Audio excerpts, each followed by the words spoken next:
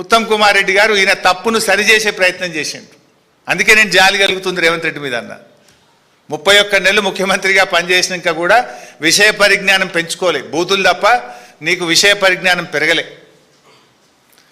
ఆయన ఉత్తమ్ కుమార్ రెడ్డి గారు నిన్న మైక్ తీసుకొని మధ్యలో రేవంత్ రెడ్డి తప్పు మాట్లాడంగానే అఫ్కోర్స్ ఫ్రీ ఫ్లోలో కూడా కన్నెపల్లి మోటార్లు ఎత్తుతాం, కన్నెపల్లి మోటార్లు స్టార్ట్ చేస్తాం, నీళ్ళు ఎత్తుతాం, కానీ మరి మీద అన్నారం సుందిల గేట్లు ముయ్యాలి కదా అని ఆయన సరి చేసే ప్రయత్నం చేశాడు.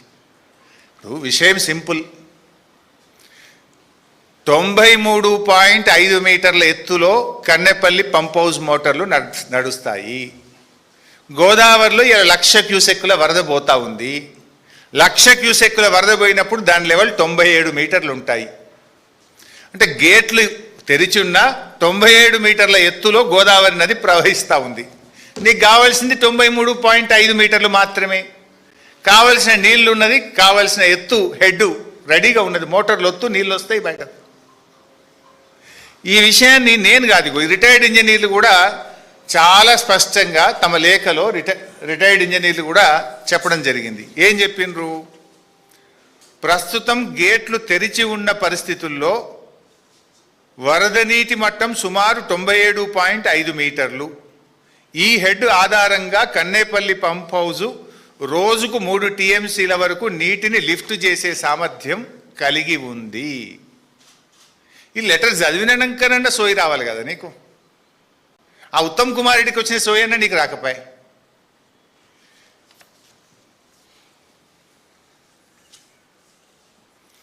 నంబర్ 2, ఒక ప్రముఖ దినపత్రికలో మొన్న ఒక వార్త వచ్చింది.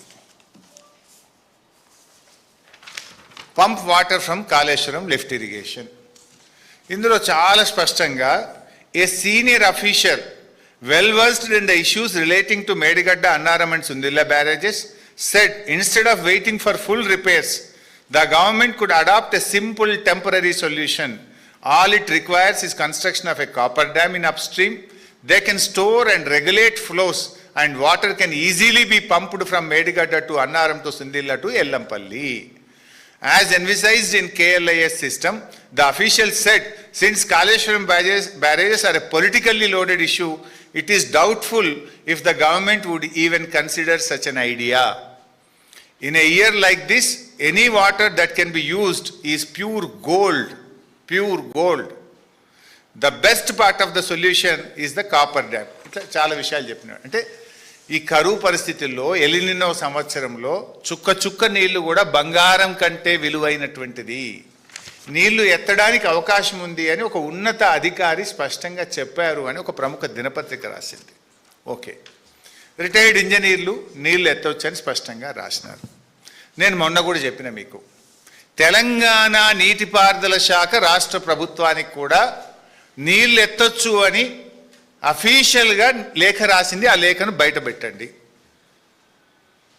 రిటైర్డ్ ఇంజనీర్లు చెప్పిండ్రు, ప్రస్తుత ఇంజనీర్లు, తెలంగాణ నీటిపారుదల శాఖ ఇంజనీర్లు కూడా మనము చిన్న కాపర్ డ్యామ్ కట్టుకొని 8.5 కోట్ల రూపాయల ఖర్చుతో నీళ్లు ఎల్లంపల్లికి తీసుకువెళ్ళొచ్చు అని తెలంగాణ నీటిపారుదల శాఖ కూడా రాష్ట్ర ప్రభుత్వానికి లేఖ రాసింది. ఆ లేఖ బయట పెట్టండి అని చెప్పి నేను అడుగుతా ఉన్నాను. అంటే రిటైర్డ్ ఇంజనీర్లు మాట్లాడితే వాళ్ళ మీద గరుస్తావు, ప్రస్తుత ఇంజనీర్లు మాట్లాడితే ఏసీబీ దాడులు చేస్తావు, ప్రతిపక్షాలు మాట్లాడితే మిమ్మల్ని కోసి రక్తం బారిస్తా అంటావు. ఇదా ఒక ముఖ్యమంత్రి మాట్లాడాల్సిన భాష?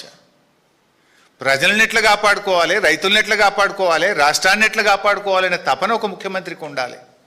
ప్రశ్నించిన ప్రతిపక్షాలనేమో మిమ్మల్ని కోస్తా రక్తం బారిస్తా అంటావు, రిటైర్డ్ ఇంజనీర్లనేమో జైల్లో పెడతా అంటావు, ప్రస్తుతం ఉన్న ఇంజనీర్లు ఎవరైనా ప్రశ్నిస్తే బదిలీ చేస్తావు, ఏసీబీ దాడులు చేస్తావు. ముఖ్యమంత్రి గారు, is it the way of running the state? Will it help the state?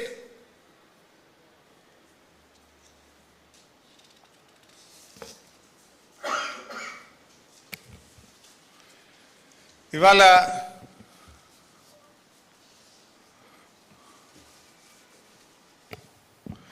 Retired ఇంజనీర్ల రిపోర్ట్ మీద కూడా మళ్ళీ అదే అబద్ధం మాట్లాడండి. మేడిగడ్డ దగ్గర కట్టొద్దు అన్నారు, మళ్ళీ నిన్న మాట్లాడి, మొన్న నేను మీకు డాక్యుమెంట్స్ అన్నీ చూపించాను.